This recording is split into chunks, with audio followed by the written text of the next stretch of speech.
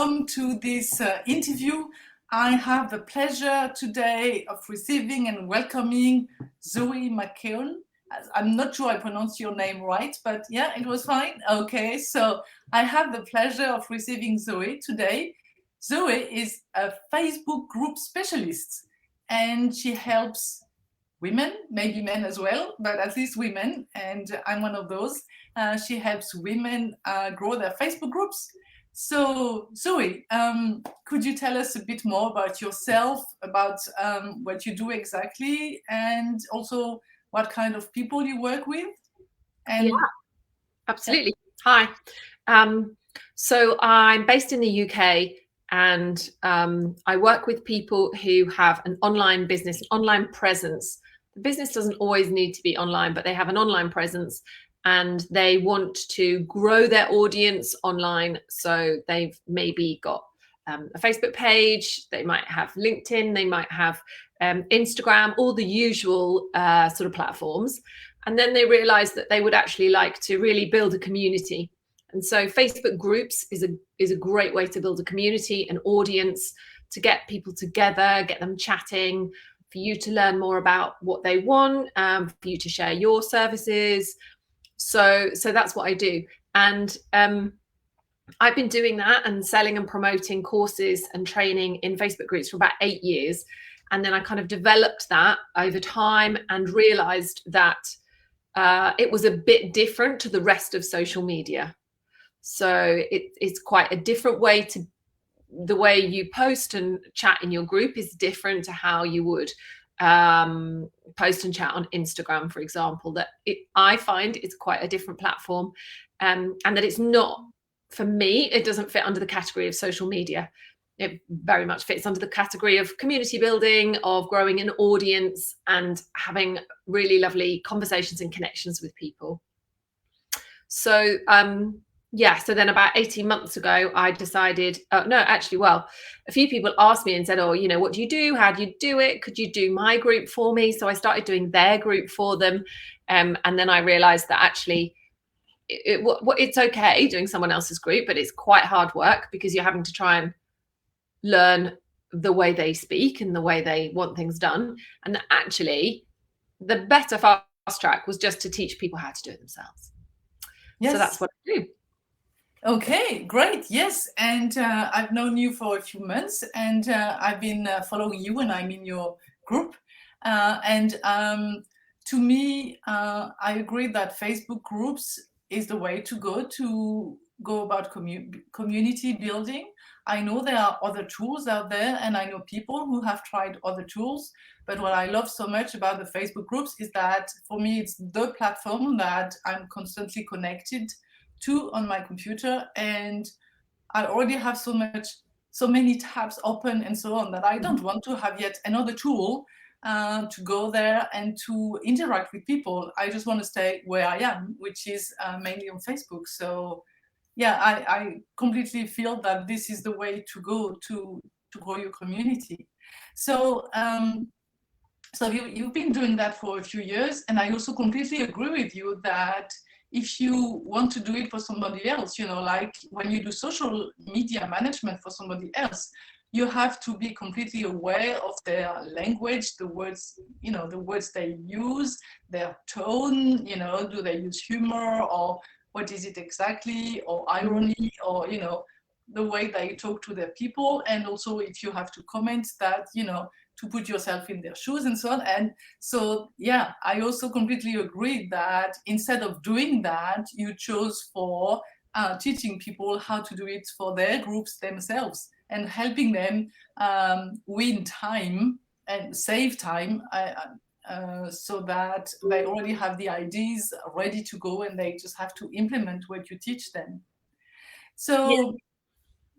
No, I was just going to say, it's interesting what you were saying in the beginning then about you've already got Facebook open, you're already using Facebook, because I imagine a lot of your clients, the people that you work with, just want to keep stuff simple.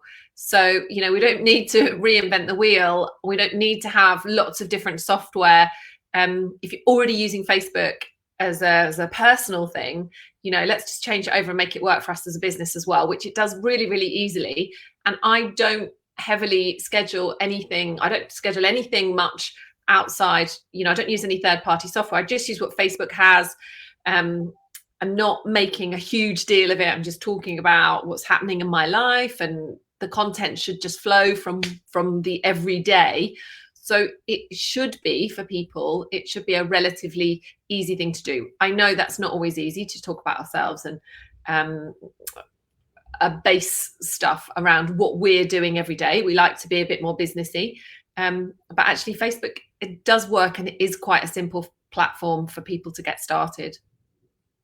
Yes, completely. And yeah, I agree. Some people are a bit worried about, you know, what they could say, that's getting too personal and so on. I just have that rule that whatever I post, it can be personal, but as long as I will never regret what I post, then I just post it. I mean, you know, if on a Sunday I post a picture of my husband and my dogs because we went outside for a walk, I don't think that's going to disturb anybody, and I don't think that could be used against me, right? I'm just a dog lover. So I personally don't have that fear that people are going to steal anything or, you know, just do anything wrong with my content. So my Facebook profile is definitely personal as much as professional. And I know that, you know, a few years ago, some people used to have two profiles, one personal and one businessy, and that Facebook didn't really like that and had a tendency to kind of block, or at least be a bit wary of that. So my own profile is just a bit of both.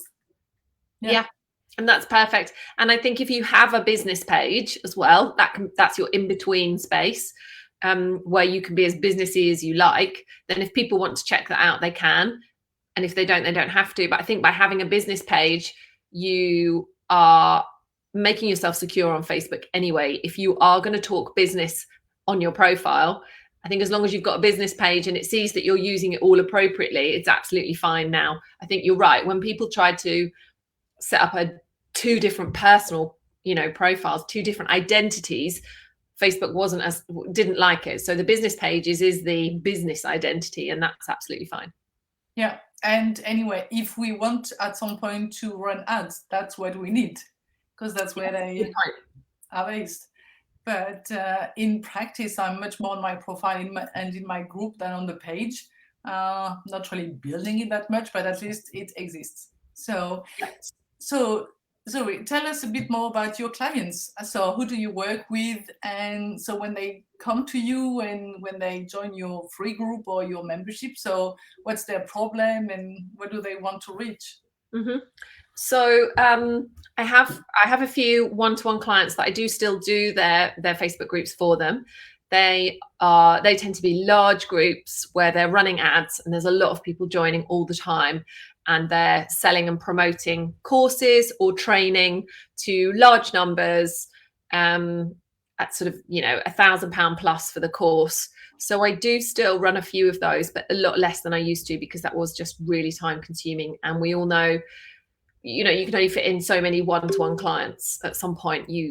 It's hard. So you have to evolve and find a different way of running your business, don't you? So I had 8 one-to-one clients, and that was too many.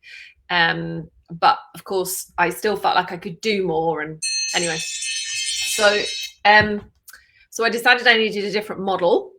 And then I realized that obviously I used to be a secondary school teacher, matched the two things together and thought, well, that just makes the most sense, because I can teach people, you know, that's what I used to love to do, and that's what I trained for. I know how to teach people. I'll just do it online, and I'll do it with Facebook. So it came out of me. So I had these 8 clients, and I thought, I've got to start weaning. I've got to like move on from them. Which is kind of how a lot of businesses develop, I suppose. You get yourself in a space that is not exactly where you wanted to be. I didn't envisage I would have these clients. I just kept sort of saying, yes, okay, yeah. And then I had to get myself out of that kindly, nicely. So what I realized was it was like a win-win. So I said, well, and those people that I was working with were quite big businesses. They had VAs and stuff like that. So I was like, why don't I just teach your VA or another team member to do what I'm doing? they can stay with you and I'll back away. I'll watch it or back. So I started doing that. And then I realized, okay, this works. I can do this. I can see it working. I've got a pattern. I've got a formula. And I'm enjoying it as well. And like we were talking in the beginning about you enjoying these interviews, and you suddenly think, oh yeah, there's more I like this new thing that I found. And maybe there's other avenues. Maybe I could develop it. Maybe this is a skill.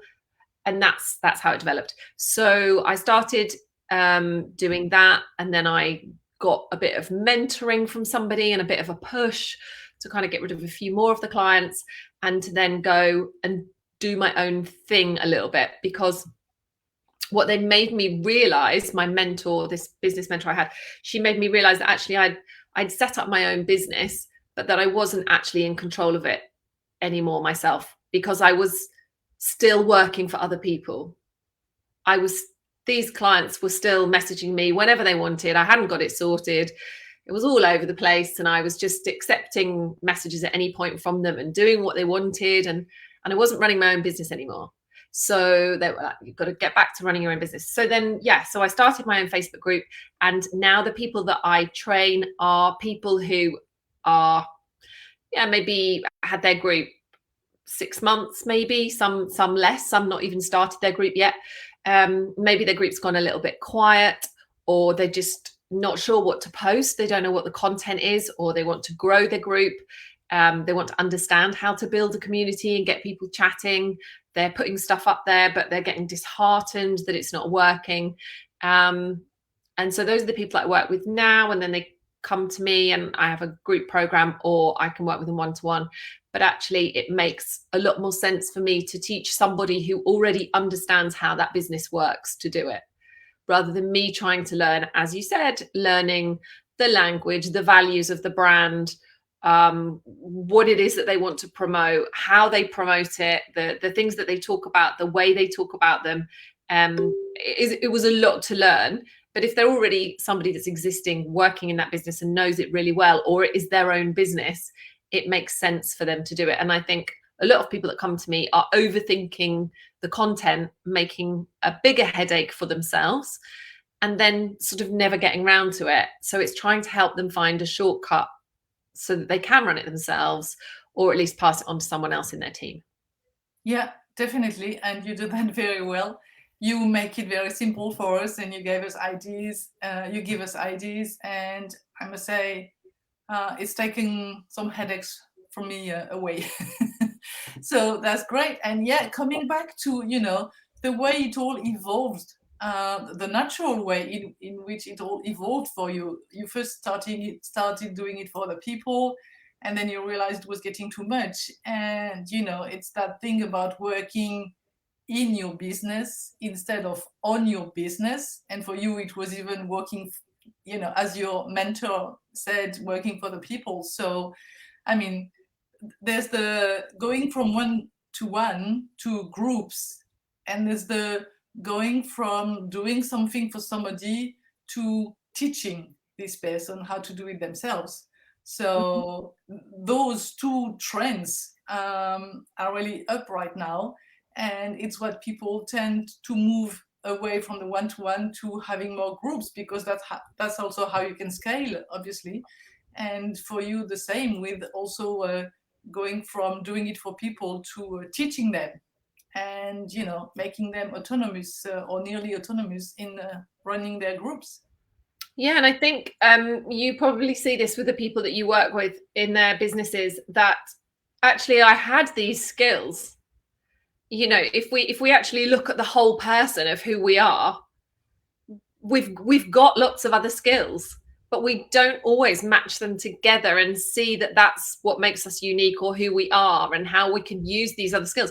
We get our head down, we do our job, the thing that we trained for, or the thing that people sign us up for. And it was only like sitting back and thinking, what am I not enjoying? What do I enjoy? What is working? What's not? And then honestly, it took me ages to work out that, to remind myself that I was a teacher, that I'd been a secondary school teacher for 17 years. So I've got those skills. It completely made sense to use them. Why would I not? But I think we just yeah, we just get sort of single-minded on this one business thing and then forget that we've got all these other skills and that we can branch out. And actually online stuff and Facebook allows us to do that.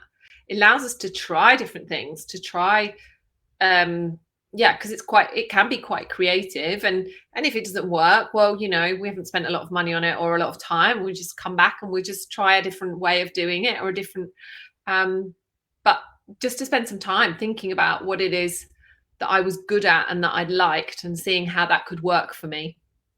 Yes, I agree with you. We don't spend, well, we start a business and we have this idea and we just go full on and we build it, and we don't spend enough time taking a step back and looking at, okay, is it still working? Is it still what I want to do? Or are there some changes that I can apply to my business model in that case? And you know, so you mentioned you were a teacher. I've been a teacher for a few years as well. And it's actually funny how many of us have been teaching at some point, because I mean, today is my 8th interview with you, Zoe, and I think it's at least 3 or 4 that have been teachers at some point as well.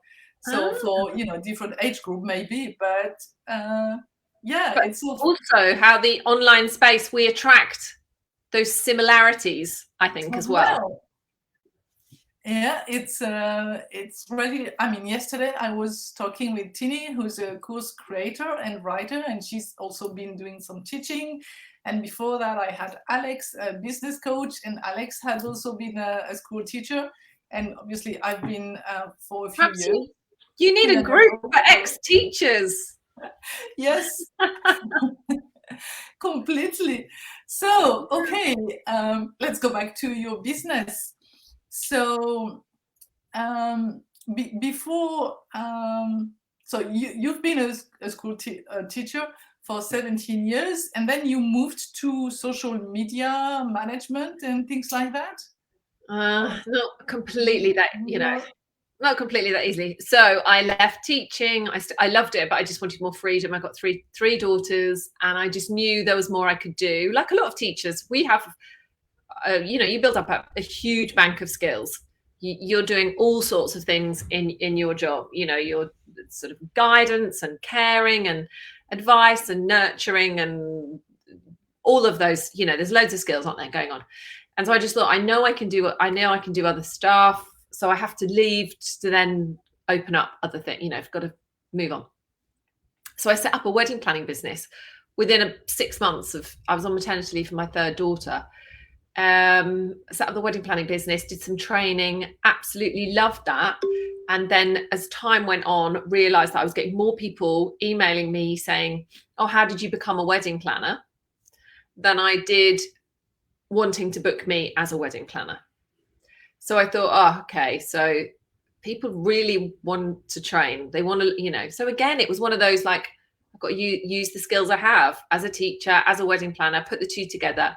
So, and I still do this now, promoting and selling wedding planning courses online, and then developing that, selling it through Facebook groups. And that's how I got into the Facebook groups.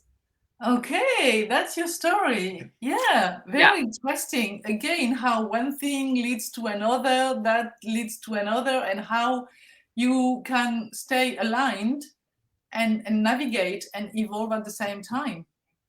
Okay, yeah. And but it doesn't, in none of the cases, and I'm sure the same with your clients, it doesn't happen immediately, and it didn't happen with full knowledge.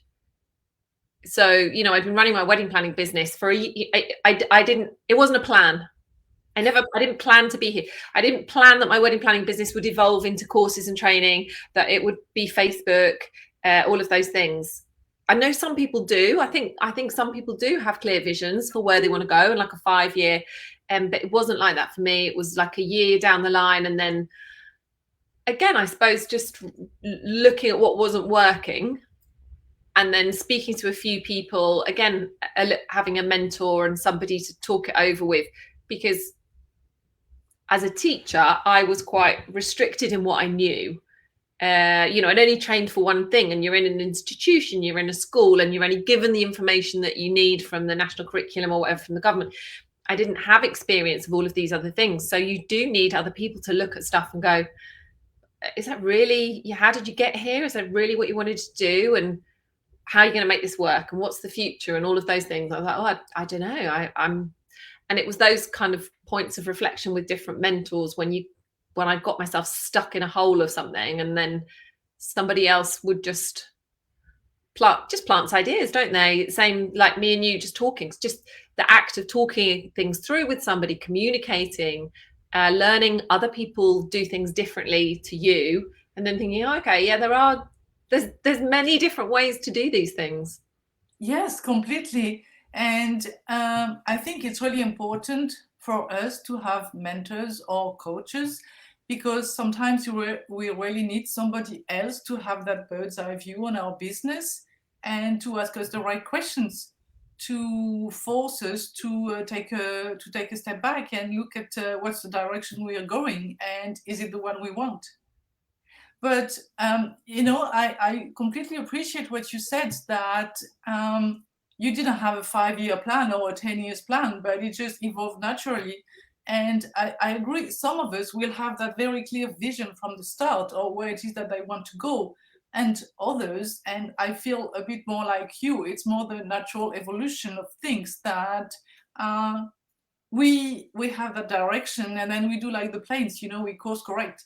We go into that direction, and then at some point it's like, yeah, maybe I need to change something. Puff, you course correct, and then you go another way, and then maybe again it's not completely that, so we correct.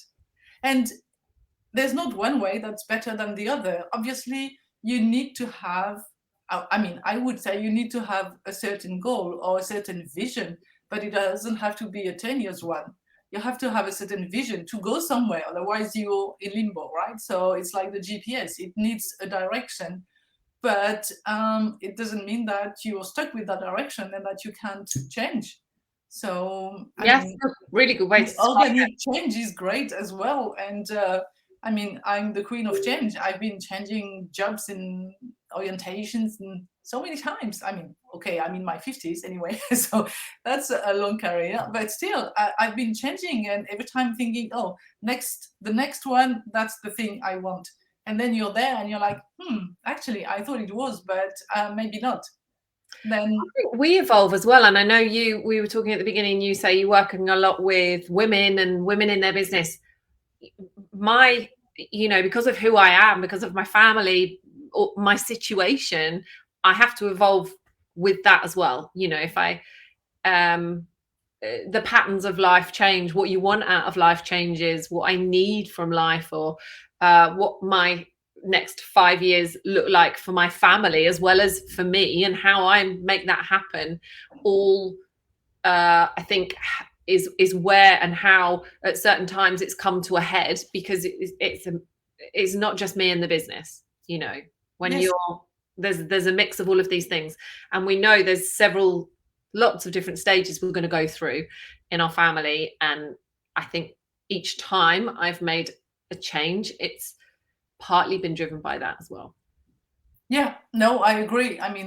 For me, the first one was coming back from maternity leave from my oldest. So yeah, I completely agree. And then when they leave the nest, then there's going to be some other change as well. Definitely. Yeah. Great. Well, I think we could be talking for hours. We could. I love this idea. Yes. You're so right. You're onto something. Just interviewing people all day. I love it. Yes, exactly. So let's go back to your current business. Could you maybe give us a few tips for people who are looking to grow their community via Facebook groups? Okay, yeah. So one of the first things I would say for groups is really do not worry about the content. It's not about the content. All we want to do is get conversations with people. So anything that you can think of that you say in your group that will spark a conversation is good. So if literally you can say anything, as long as you're comfortable putting it in there. If you think it'll spark a conversation, brilliant. Second thing is, if it doesn't spark a conversation and it doesn't work, do not be disheartened by it. Carry on. Try something else. Try again. Because Groups will not work if you're miserable about them, you're downhearted, you're disheartened, your energy is off, you don't really love it, you're finding it hard work. If it all gets too much, that's not going to work. So don't worry about the content. Just talk about what's happening in your world. Just put some stuff up. Really doesn't matter. Then get into the conversations with people. Really, really chat to people. Don't worry. Facebook's brilliant. You can put another post up 10 minutes later, try another thing. Nobody will care. If nobody saw the first one, try something else. And finally, it is up to you to love your group and nurture it and chat to them. So if you aren't somebody that likes to get into conversations, you will find a group difficult, because it does rely on you being part of that conversation too. So it is a two-way place. So if somebody puts a comment, you really need to engage with them. They're in your group, they've said something, you need to be as interested as you can possibly afford the time to be, to get involved in a conversation and find out about them. The more you find out about them, the more you know about your ideal client, because presumably that's who you've got in your group, and then that will feed into everything else for your business. Yes, completely agree. We create our group. We are the one animating the group, so we need to be there. We need to show ourselves, I would say, and we need to get into those conversations and find what's motivating them to reply. I thought it was more questions that we had to post, but actually you say anything will do. Anything that can spark a conversation will do. It doesn't have to be a question, right? Questions work because they're asking for an answer. So that's kind of obvious. But actually, if you just posted something like I always say, like, oh, I've had a terrible day, I fell off my bike this morning, that's fine, because people will comment on that. People will reply on that. So, if I've been busy doing this today, I think I'm going to take the afternoon off, people will reply on that. They will get involved in that because they like you to be sharing what's really going on in your world. Yes. We underestimate that. We often think, well, why would people be interested in me? Why would people be interested in what I'm doing? Why would they be interested that I've had 10 cups of coffee today just to write a chapter of my book? Surely they're not interested in that. But actually they are, because there's all sorts of messaging just sinking in. If I hear somebody that says I've had to have 10 cups of coffee to write a chapter of my book, I'm thinking, oh, wow, how long have they been up? What's the chapter of the book? What's the book they're writing? My interest is piqued. And we forget that. We forget that as we're nosy, we're intrinsically interested in each other. Yeah, completely. So we tend to dismiss things that we could say about our lives because we think, oh, it's not interesting, but it can definitely interest somebody else. And it doesn't matter what it is that we say. Indeed, it's a very good one. So we should just try.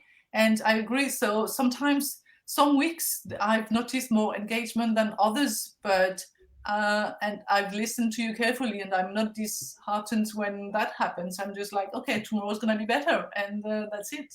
And then somebody else joins, and then there's some. And we can never tell. And if things go quiet in a group, you might just have to double down. It's like a diet. You might just have to do a bit more. You might just have to try a little bit harder, go live a little bit more, and put in more posts, be a bit more creative, try to talk about something you've never talked about before. Variety and consistency will bring the group back. Very good. I quote you on that one. Yeah. Great. Well, it's already the end of our time together, but I really, really enjoyed talking to you today, Zoe, and I am sure our audience will have enjoyed it as well. So thank you very much for your time today with me, and we'll stay in touch. Yes, thank you. And we can do part 2, part 3. Okay, we can do another one. That's great. Why not? I'll take you up on that. Thank you for inviting me. Yes. Oh, thank you, Zoe. Bye, everybody. See you soon.